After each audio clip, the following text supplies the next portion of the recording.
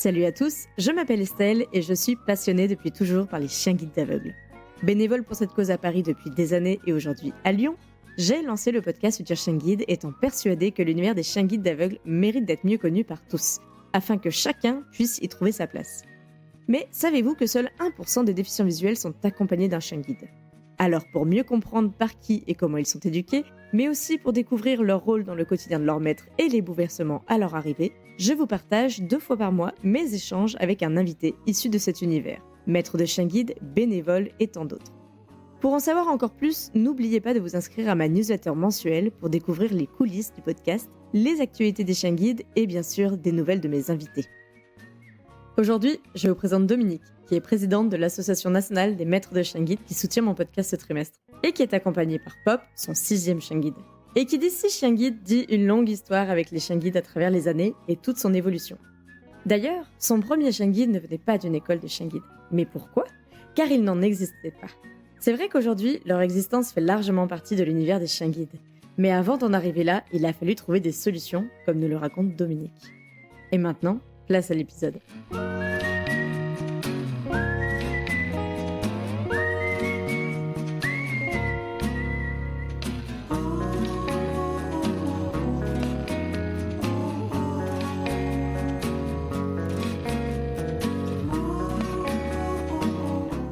Bonjour Dominique. Bonjour. Merci d'avoir accepté mon invitation sur le podcast Futur Chien Guide et de m'accueillir en plus dans cette belle structure qu'est l'ANM Chien Guide, l'Association nationale des maîtres de chiens guides. Comment vas-tu ce matin ? Ça va comme d'habitude. Comme d'habitude, en forme, à Paris toutes les deux pour l'occasion. Et toi, tu es bien accompagnée, on a entendu une petite clochette dans le coin. Tu es venue en compagnie de ton chien guide, bien sûr. Est-ce que pour commencer, tu peux nous donner 3 mots pour te décrire et 3 mots pour décrire justement ce petit toutou, enfin ce grand toutou, j'ai envie de dire. Alors, 3 mots pour me décrire. Joyeuse, à l'écoute, réservée. Et alors Pop, est-ce qu'il te ressemble ? Je ne sais pas. Pop, il est tendre, il est brutal et c'est un grand professionnel. Alors tendre et brutal dans la même phrase ? Comment tu expliques ça ? Il est tendre, c'est-à-dire qu'à la longue, dès que la relation a pu s'établir et a pu se stabiliser, il s'est révélé tel qu'il est. Et c'est vrai qu'il s'est révélé être un chien extrêmement tendre, extrêmement attentif, extrêmement à l'écoute, lui aussi. Par contre, il garde sa brutalité de chien très costaud. Et dès qu'il remue, dès qu'il commence à s'agiter, c'est une bombe. Oui, c'est vrai qu'il est assez imposant pour les gens qui nous écoutent. Comment tu le décrirais, ton Pop ? Je le décrirais comme un labrador qui fait 70 cm au garrot et qui pèse 47 kg et qui est très, très, très... Je ne peux pas dire remuant parce qu'il est capable de rester très longtemps. Par exemple, dans le train, il reste 5 heures sans bouger, mais qui, quand il se met à bouger réellement, est très actif. et voire brutal parce qu'il bouge comme un être bien bâti. Oui, il est un peu imposant, on peut dire. Mais en tout cas, à côté de toi, ça en impose justement. Parce qu'il guide tes pas depuis combien de temps, Pop, maintenant ? 2 ans et demi. 2 ans et demi. Mais je crois que c'est pas ton premier chien guide. C'est le 6e. Le 6e. Est-ce qu'on peut reprendre un petit peu le fil de l'histoire ? Au tout début, comment ça s'est passé ? Est-ce que tu connaissais les chiens guides ou pas ? Comment tu as découvert les chiens guides il y a si longtemps, du coup ? C'était une découverte un peu par hasard ou pas du tout ?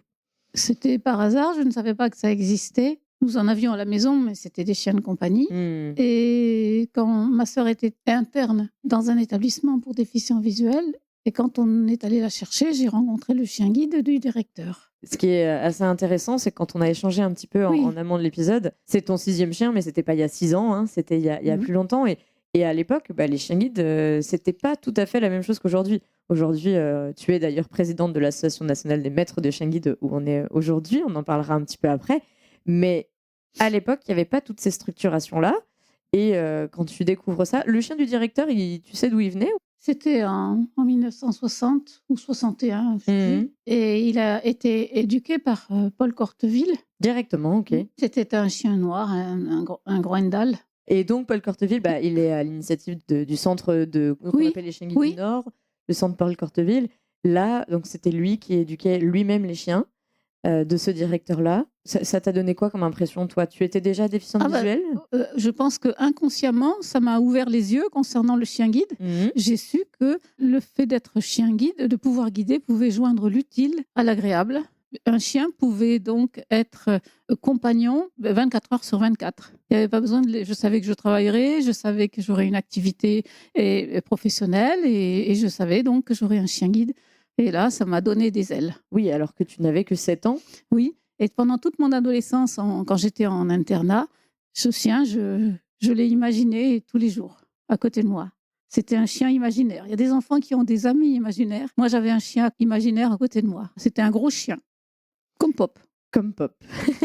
Après, en fac, j'ai été sans chien, mais j'avais plus de disponibilité d'esprit pour penser au chien imaginaire. Et dès que je suis sortie de la fac et que j'ai eu mon activité professionnelle, j'ai eu mon chien. Ton tout premier chien, on en avait parlé l'autre jour au téléphone. Et étonnamment, il venait pas. Nous, on pourrait se dire, il vient d'une école de chien guide, comme Non. on les connaît, etc. Mais à l'époque, il n'y avait pas tout ça. Comment ça s'est passé pour toi? Comment tu as eu ce premier chien guide? Par l'intermédiaire d'une personne que nous connaissions, nous avons eu vent qu'un dresseur de chiens se trouvait dans les environs. Nous sommes allés chercher un chiot dans une ferme des environs. Nous l'avons servi de famille d'accueil pendant 4 mois et nous l'avons confié à ce dresseur qui l'a donc dressé. Et je l'ai récupéré à 10 mois. C'était un croisé de Beauceron et de berger belge, malinois.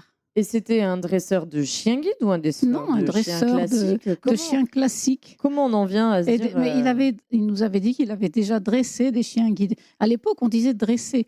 Maintenant, on nous dit éduquer. Déjà, rien que ça, ce changement de mot veut bien montrer toute l'évolution qu'il y a eu. Bien sûr. Qu'est-ce qu'il faisait, ce dresseur de chien? Vous aviez un peu échangé avec lui, j'imagine, pour lui confier le chien Oui, bien sûr. Mais on n'avait pas le choix. C'était le seul dans la région qui pouvait nous rendre ce service. Il n'y avait pas beaucoup d'écoles à l'époque. Et puis, elles ne communiquaient pas. Voilà, on a fait au plus utile. Et donc, ce premier chien, tu nous disais que c'était un grand chien. Oui, un peu comme Pop. Il avait la même stature, mais il n'était pas castré. Il était agressif. Mais bon, ça ne m'a pas gêné plus que ça. Ça a réussi à matcher entre vous, on va dire. Ah oui. Et tu nous as dit, là, c'est quand tu es rentrée, quand tu es sortie de la fac. Donc, tu as eu le chien et puis tu as pris ton indépendance en même temps, je crois. Voilà, à 500 km de chez moi, j'ai pris un appartement, mon activité professionnelle et le chien. Grand changement de vie. Et ça a roulé, oui. Comment ça s'est passé ces premières années guidées avec Niki? C'est comme quand on débute dans un lieu inconnu. C'était un peu de solitude. C'était le travail, le trajet, le domicile. Puis après, peu à peu, les connaissances, les amitiés, les aventures, voilà, tout est parti de là, comme tous les jeunes qui s'installent. Ça a été un peu ton premier guide dans ta vie indépendante, du coup? Eh bien oui. Niki t'a accompagné combien de temps? 10 ans. Ah oui, quand même. Mais il est mort à 13 ans quand même. Tous mes chiens sont morts à 13 ans. Ok. Comment tu voyais la vie après Niki? La vie continue. Hein. Ouais. Je voyais la vie avec un autre chien guide. Ok. Et j'ai gardé Niki à la retraite. Tous mes chiens, j'ai gardé à la retraite. Bien. Et donc après, par contre, une fois que tu avais eu Niki, c'était quand même plus simple. Tu savais que les écoles existaient parce que dans ces 10 années, tu as dû croiser du monde. Dans ces 10 années, il y a eu peut-être un peu plus de communication et j'ai eu mon deuxième chien à l'école de Limoges. Donc là, les écoles commençaient à se structurer. Oui. Comment t'as perçu, toi, de ton point de vue de bénéficiaire, futur bénéficiaire de ces chiens, la structuration des écoles? Bon, il y avait un peu de communication, il n'y en avait pas beaucoup. Tout de même, je n'ai perçu l'organisation des écoles qu'à partir des années 2000, quand l'école de Toulouse a vu le jour. Je suis rentrée dans le système parce que en 2006, j'ai eu le 4e chien guide à l'école de Toulouse. Et c'est là que je me suis intéressée à la structure des écoles. Il y avait déjà quasiment toutes les écoles. Ça a été très vite. Ce système d'école de couverture du territoire a été très vite installé. Je ne peux pas dire quand je ne le sais pas. Je n'ai pas cette connaissance. Je pense que c'est au niveau dans les années 90 que ça a commencé réellement à couvrir tout le territoire. De ton point de vue, en tout cas, de bénéficiaire, les écoles te sont apparues un peu dans le paysage au début des années 2000, quoi. Oh oui. C'est là où il y a eu un faut dire que je ne m'étais intéressée pas tellement. Le principal, c'était que je trouve une école pour me fournir un chien. Je voyais les choses à mon échelle. Oui, mais c'est intéressant aussi de voir ça comme ça. C'est-à-dire que le premier chien, vous l'avez fait dresser à côté. Les 2 chiens d'après, ils ont été, Non, le deuxième, c'était une école fédérée, donc Ouais. l'école de Limoges qui a été fédérée enfin, à partir de la naissance de la fédération. Mmh. Et le troisième, c'était un particulier aussi, Oui. qui avait fondé un centre d'éducation non fédéré oui, à Perpignan. Comme ça, tu as pu, découvrir Oui, différents types d'éducation oui. et puis je crois que, tu es tombée amoureuse du berger australien. Tu en avais déjà eu un à Limoges, Non, et à donc Limoges, c'était un labrador. J'en ai eu pardon. 2 à Toulouse. Ah, c'est J'ai eu Toulouse, les 2 2. bergers australiens à Toulouse. Ah oui, ce sont des chiens exceptionnels, les bergers australiens, mais des chiens très, très particuliers. Mmh. Et du coup, tu t'es investie un peu, toi, tu étais dans le coin de Toulouse à cette époque-là, quand Oui, tu as eu ton 4e et ton 5e chien? oui. Tu t'es un peu investie dans l'école? Ah Comment oui, ça s'est, fait oui, cette découverte un peu, oui, j'ai de fait ce beaucoup de monde-là? sensibilisation et je suis administratrice. D'accord, donc depuis ces années-là. Oui. Comment était la structuration des écoles? Est-ce que, ça a beaucoup évolué depuis les années 2000 par rapport à ce qu'on connaît aujourd'hui? Je pense que ça n'a pas beaucoup évolué côté administratif. Mmh. Après, côté éducation, dans la mesure où les écoles ont été fédérées, il y a eu des structures communes à toutes Mmh. les écoles. Donc, les modes d'éducation ont été harmonisés. Tout a été harmonisé. Donc, disons que ça a été une politique plus nationale Mmh. dans tous les domaines. J'ai fait beaucoup de sensibilisation. En tant que bénévole, du coup, Oui, aux côtés de tes 2 bergers australiens. oui. Et comment, tu as découvert l'ANM? Est-ce que c'est à ce moment-là aussi que tu as découvert l'ANM? J'étais adhérente en 1997, 87 quand j'ai eu mon chien de Limoges. Ouais. Après, je ne l'ai plus été, je ne sais pas, par flemme ou je ne sais pas. Et je l'ai été à nouveau en 2006 quand j'ai eu mon D'accord. premier Australien. Comme je travaillais, quand j'ai pris ma retraite, j'ai été contactée par un ami qui m'a convaincue de me présenter en 2012. Donc oui, ça s'est fait, dans l'évolution aussi, Oui. des différents chiens que tu as eus, et l'ANM, j'imagine que tu n'es pas rentrée tout de suite par la porte de la présidence? Comment ça s'est passé pour toi? Mais quand je suis rentrée en 2012, je suis devenue trésorière et je le suis restée trésorière jusqu'en 2017. Et là, c'est là où tu as passé le cap, de la Ah bah là présidence? aussi, j'ai été poussée. Ah oui. Et au final, ce rôle de présidente, te convient, te sied et en tout cas, moi, je vois qu'avec Pop, vous formez un duo, parce qu'entre-temps, tu as donc eu ton 6e chien guide, Oui, Pop, qui t'accompagne dont en on a 2021. parlé, en 2021. Et là encore, nouvelle aventure, nouvelle école. Et Pop est le résultat d'une mutualisation Donc il t'a été remis, à Bordeaux à Bordeaux. et maintenant il est suivi par Toulouse.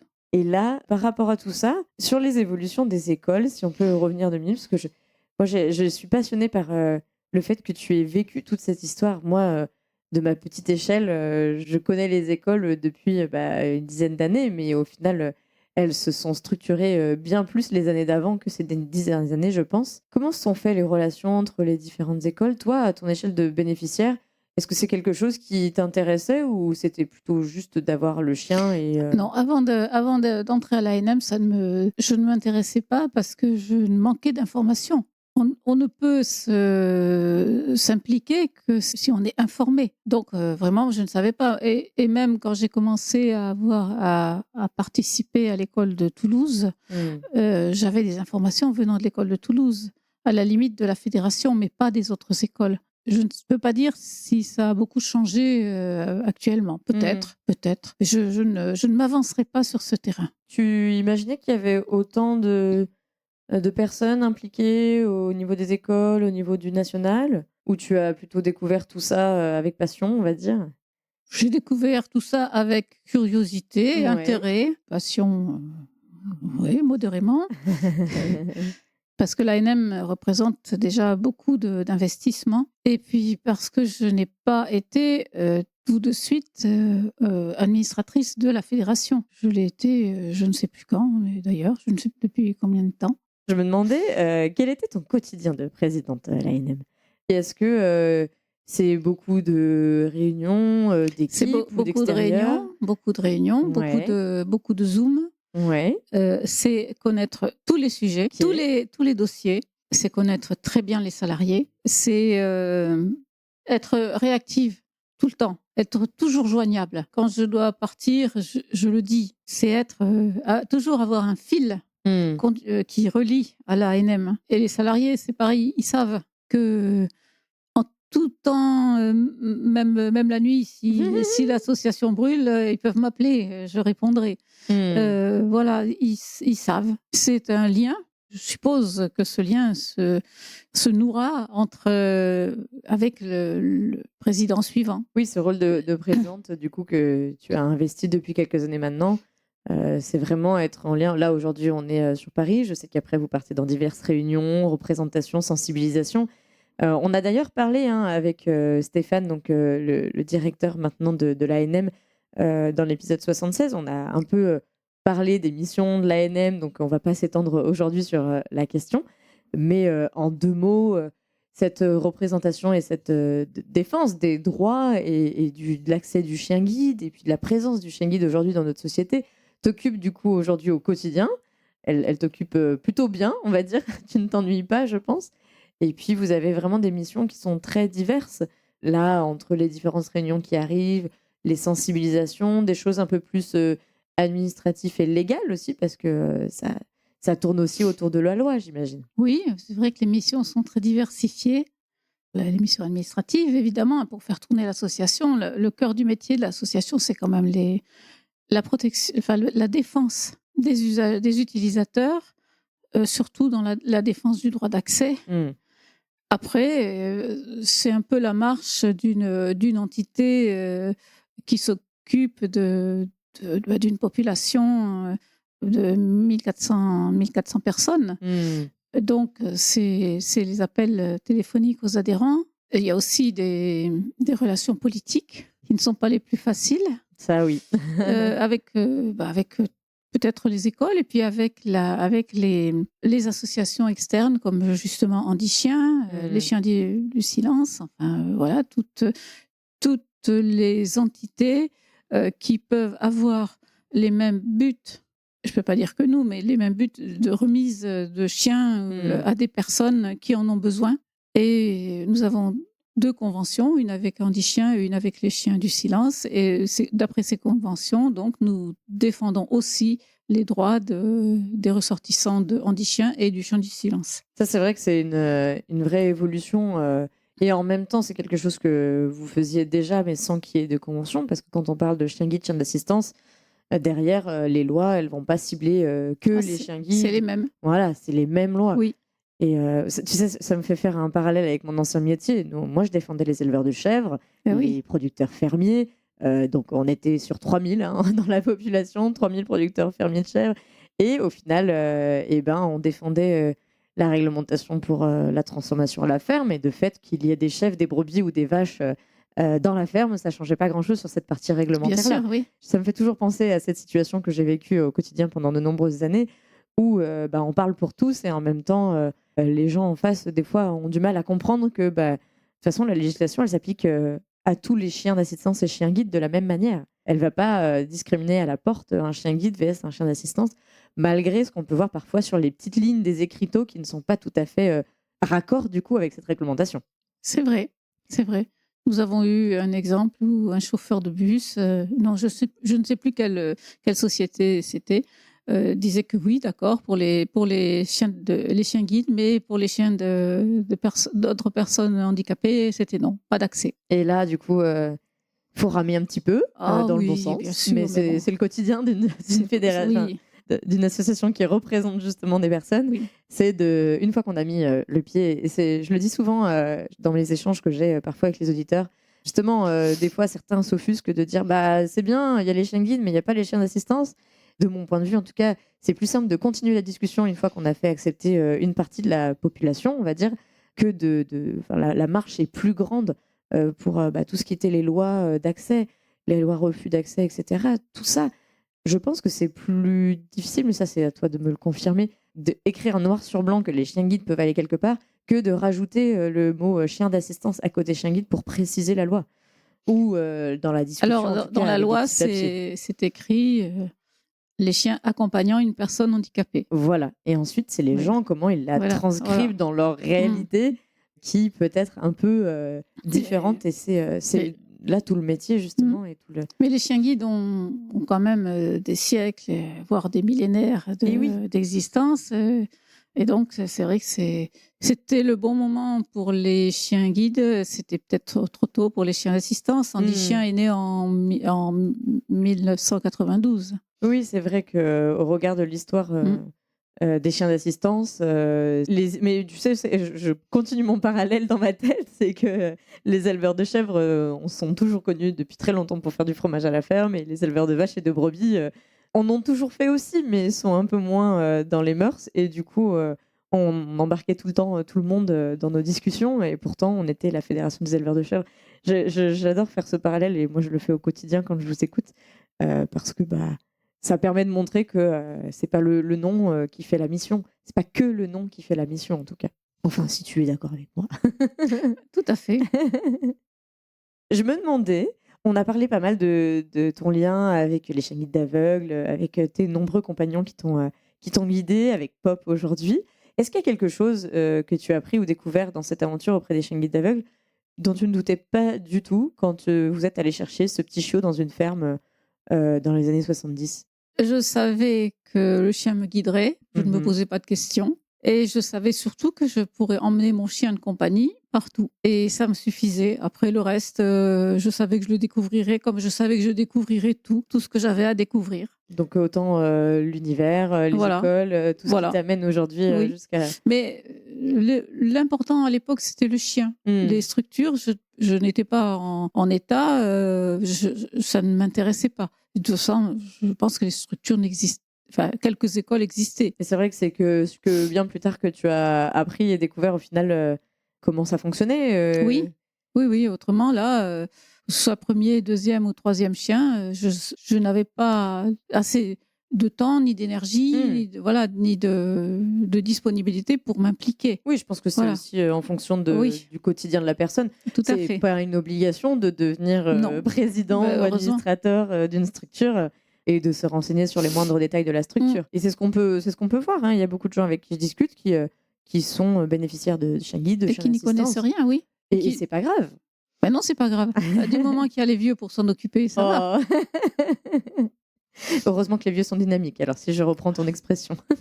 Et c'est vrai qu'en général, c'est aussi dans la vie, hein, des fois on bénéficie de choses et on s'intéresse qu'un peu plus tard, on se pose des questions qu'un peu plus tard, et puis on s'implique aussi quand on a du temps. C'est ce que tu disais, au tout début, c'était pas la priorité. La priorité, c'était d'avoir un chien à tes côtés pour te guider. Je me souviens de la première sortie avec mon premier chien. J'ai encore dans les oreilles le vent, et j'avais l'impression de voler, j'avais l'impression d'être un oiseau, un volatile quelconque. Et je me disais, cet oiseau doit ressentir ce que je ressens. Il doit ressentir le vent qu'il traverse, le vent de la vitesse, parce qu'on allait très vite. Et c'était merveilleux. Et cet émerveillement, je le ressens encore chaque fois que je sors avec mon chien guide. Et chaque fois que je sors avec mon chien guide, que je circule sur le trottoir, je repense, j'ai toujours une pensée pour cette première sortie avec mon premier chien guide. Parce que c'est toujours la même sensation. Alors, je ne peux pas dire de liberté, parce que la liberté, c'est beaucoup plus grand que ça. Mais la sensation de vitesse, oui, de vitesse, même si on ne marche pas trop vite avec Pop. Mais de pouvoir circuler seul, sans assistance humaine. Alors après, je circule beaucoup avec assistance humaine, ça ne me dérange pas. Mais le fait de me dire que je suis là, seule avec mon chien, je vais où je veux, je n'ai même plus besoin de lui donner d'indications, va à droite, va à gauche. Il le sait rien qu'avec mon attitude. Si je lui donne les ordres pour les lignes, parce que ça, il a tendance lui à vouloir aller tout droit. Donc, quand il y a des passages piétons et que je veux le traverser, il faut que je lui dise. Mais je peux lui parler doucement, sans crier. Il est à l'écoute. Nous ne faisons qu'un individu circulant. Et ça, c'est une sensation d'un précieux indéfinissable. Et pour moi, c'est ça le chien guide. C'est ce qui me restera du chien guide quand je ne pourrai plus en utiliser. C'est cette faculté d'autonomie dans la circulation et de pouvoir aller au bout du monde. Tu me parles des lieux un petit peu, tu me parles du bout du monde. Est-ce qu'il y a des lieux un peu exceptionnels où tu es allée, où tu ne serais jamais allée si tu n'avais pas été accompagnée d'un chien guide? Non, je ne suis pas une aventurière. Non. Mais rien que de prendre le train toute seule et tout, peut-être que... je le prenais, j'ai pris le train toute ma vie. Et quand j'étais étudiante, j'avais pas de chien, donc je prenais quand même le train. Non. Le chien, non, il n'y a pas de lieu. Là, tu en trouveras des utilisateurs de chiens guides qui font des tas de choses avec leurs chiens. Et moi, je ne suis pas une aventurière. Non. Mais tu vas quand même au bout du monde avec Pop. Oui, voilà, c'est dans un cadre défini. C'est vrai, on fait beaucoup de choses. J'ai fait beaucoup de choses avec mes chiens guides. Tu es allée où avec eux Je suis allée en montagne, avec des potes quand même. Je suis allée en montagne, je suis allée en bateau avec mes chiens guides, mais je l'aurais fait sans aussi. C'est pas le chien guide.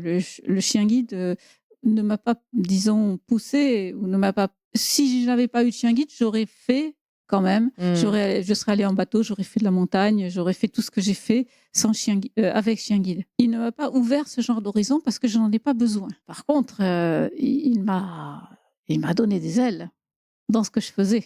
C'est vrai que le faire avec eux, ça n'a pas la même sensation. Ah non, c'est pas du tout la même chose. Ce n'est pas du tout la même chose. Et est-ce que avec l'ANM, par contre, tu as dû aller dans des lieux un peu, je sais pas, des ministères, des choses où là, pour le coup, quand t'enlevais ton chien à tes côtés, chien guide imaginaire, ou je sais pas comment tu veux l'appeler, quand tu étais jeune, t'avais pas envisagé de les emmener jusqu'à ces lieux un peu de discussion, de négociation parfois, de sensibilisation? On m'aurait dit quand j'étais jeune, tu iras au ministère de la Santé, tu iras à l'Assemblée nationale. J'aurais dit bon, soit, j'irai. Ça m'aurait pas impressionné plus que ça, non. J'y vais pour la cause, pas pour moi. Du coup, ça te paraît logique et... C'est logique. Je me demandais s'il y a quand même un moment où il y a un de tes chiens, ou Pop, si tu le veux, où tu as été bluffé, qui reste un souvenir marquant, un moment où tu es un peu resté sans voix dans ton aventure. Oui, mais c'est pas un moment. C'est plusieurs moments et avec tous mes chiens. Ouais. C'est quand on traverse des travaux. Parce que les travaux, ça bouleverse le paysage, le paysage quotidien. Il faut qu'on passe soit sur des passerelles, soit sur la route, soit qu'on contourne un grand périmètre. Et là, les chiens, ils savent. Et même si on doit faire demi-tour parce qu'on s'est fourvoyé, qu'il y a une barrière, qu'on ne peut pas passer, s'il faut qu'on fasse demi-tour donc pour retrouver notre sens de circulation, eh bien, ils retrouvent le sens de circulation parce qu'ils savent où on va. Et ça m'a toujours bluffé. Le chien soit à ce point force de proposition et souvent de proposition à bon escient. Oui, il se plante pas quand il fait ça. Non, il se plante pas. Il se plante pas. Il peut y avoir du bruit.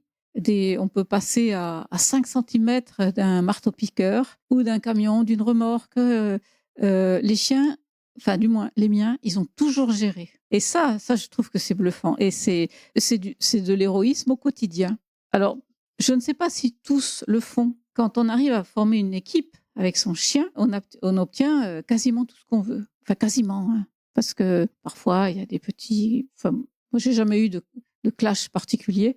Je sais qu'il en existe. Et toi, en tout cas, ça a matché avec chacun de tes chiens? Oui, mais parce que ça a matché, parce que c'est moi qui m'adapte à eux. Et au final, c'est eux qui s'adaptent à moi. Et voilà, on fait chacun une partie du chemin, mais c'est toujours moi qui commence. C'est toujours le maître qui doit commencer. C'est vrai que tu vois, les travaux, je pense que ça, c'est une grande différence entre l'emploi de la canne et du chien. C'est ces situations un peu inhabituelles, peu, j'ai pas envie de dire spontanées, parce que les travaux n'apparaissent pas en un claquement de doigts.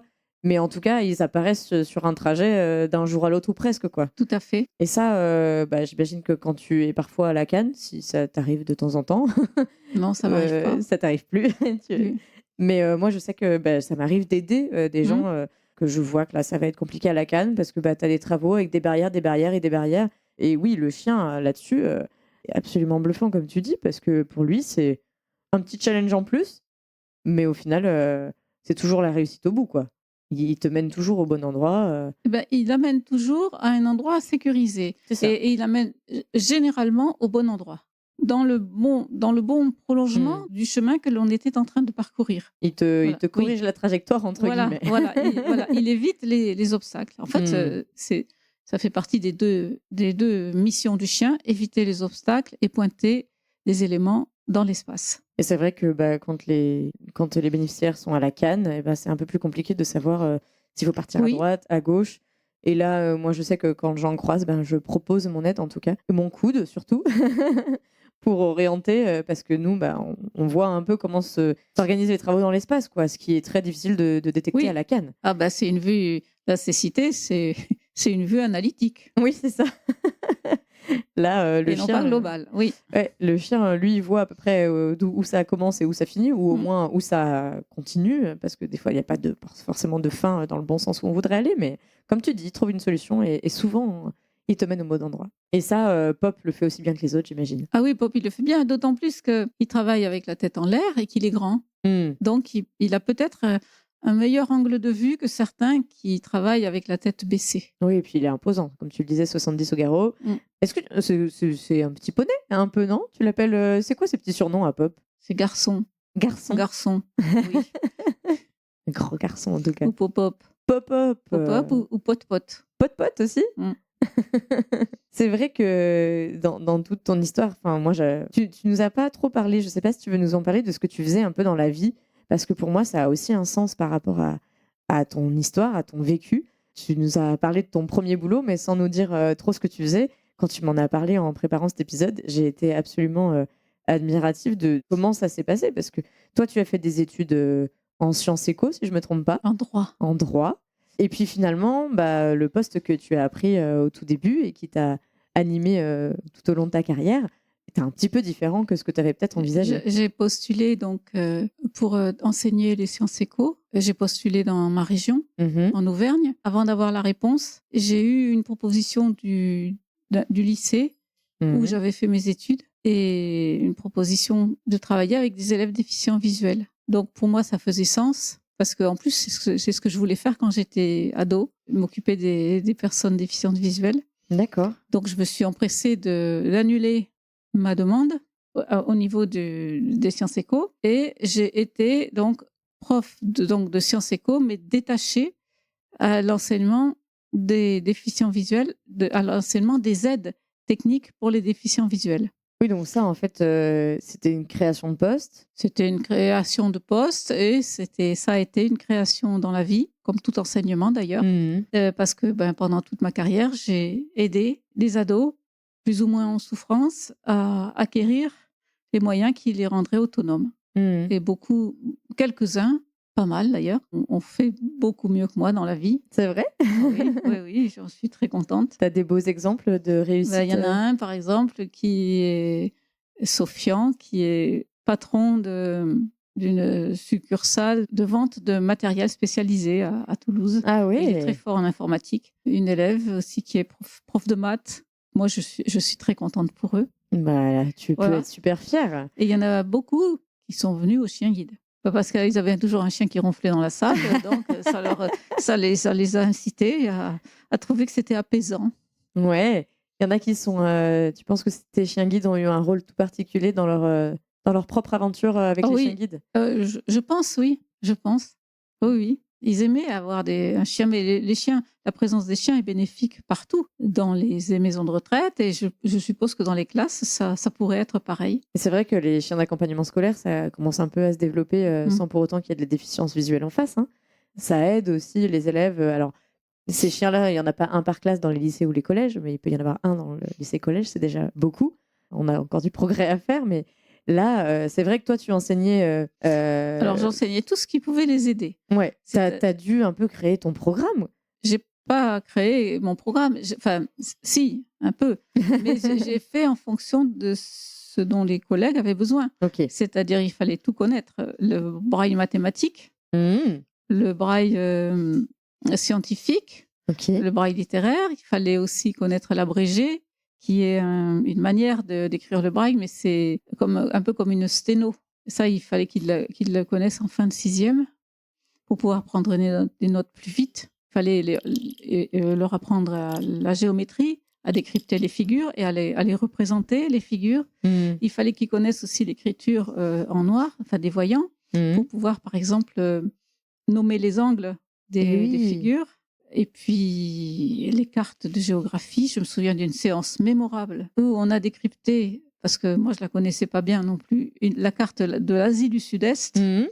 parce que l'Asie du Sud-Est, c'est plein de tout petits pays minuscules. Et sur une carte en relief qui a un format A4, Ouais, mais c'est pas évident. gros challenge. Oui, oui, oui. Et puis surtout l'informatique. Ça, du coup, tu t'y intéressais déjà ou c'est vraiment via ce À poste-là partir que... des années 80, Toi, c'était quelque chose qui a vraiment été... c'était l'avenir. Et tu l'utilises... Enfin, là, on enregistre, tu as l'informatique devant toi aussi. Ça fait partie de plus que ton quotidien. Ça t'a permis de faire de grandes choses. De grandes choses, Seigneur. Je n'irai pas jusque-là. Des choses. J'ai fait mon métier très modestement. Je pratique ma mission de présidente très modestement aussi. Je n'aime pas les représentations. Donc, voilà, je ne parle pas de grandes choses. Non, mais ce que je veux dire, c'est qu'en effet, dès ton premier poste, qui t'a mené toute ta vie, tu as dû trouver des outils pour aider ces jeunes. Oui. Et tu parlais de curiosité tout à l'heure. Alors, je suis extrêmement curieuse aussi, et je pense que tu l'as compris dans mes questions de toute façon. Mais c'est vrai qu'il a fallu aller chercher des moyens. Alors, tu nous parlais des différents brailles qui sont en fait, dis-moi si je me trompe, des alphabets un peu annexes du braille. Non, non, c'est la même chose, mais c'est comme l'écriture en noir. Il y a un signe différent pour chaque élément. En maths, il y a supérieur, inférieur, supérieur ou égal. En braille, c'est pareil. Le braille étant un système de combinaison de points, on les combine comme on veut. Tu as le alpha, le bêta et tout. Oui, oui, on met un signe devant le A, ça devient alpha. L'alphabet hébraïque aussi. Alors, quant à l'alphabet cyrillique japonais, je sais que ça existe, mais je ne les ai jamais vus. Et donc, tout ça, tu as dû un peu mettre à disposition des jeunes en fonction de leurs besoins. Oui. Et puis, j'imagine travailler, comme tu le disais, avec tes collègues enseignants. Oui. En fait, tu étais une multiprof, quoi. Oui, de la 6e à la terminale. Oui. Alors, les maths de terminale... Voilà, parfois je demandais à l'élève, ça veut dire quoi ça? En même temps, si tu devais tout savoir, c'est déjà exceptionnel. Il y a dû avoir plein de choses à ingérer et à adapter surtout. Mais c'était très diversifié, c'était intéressant. Après, les élèves étaient contents de venir parce que avoir un prof pour tout seul ou pour deux, c'était bien aussi. C'est ce que j'allais te demander en nombre d'élèves sur... Oh, il y en avait jusqu'à 5. Ouais. Alors, les élèves, c'était un lycée qui accueillait tous les... Il doit exister encore, ce lycée. Tous les handicaps. Les handicapés physiques, les sourds et les déficients visuels. Et les déficients visuels étaient très, très minoritaires. D'accord. Donc, il y en avait 1 ou 2 par classe. Et il fallait donc que je m'occupe de cela. Mais on était 2 profs à faire ça. Ok.